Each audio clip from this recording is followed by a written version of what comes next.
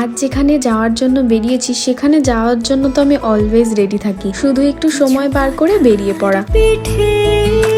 Early morning breakfast সেরে ট্রেনে উঠে আমলকি খেতে খেতে আমি পৌঁছে যাই আমার সব থেকে শান্তির জায়গায় মায়াপুর। অনেক সকাল সকালই আমরা ওখানে পৌঁছে যাই, গিয়ে অনেকটা সময় কাটাই, দাদার দর্শন করি, তারপর সোজা আমরা লাঞ্চে চলে যাই। আমরা সবাই জানি যে ঠাকুরের ভোগ অলওয়েজ খুব সুন্দর খেতে হয়, কিন্তু মায়াপুরের এই ভোগটা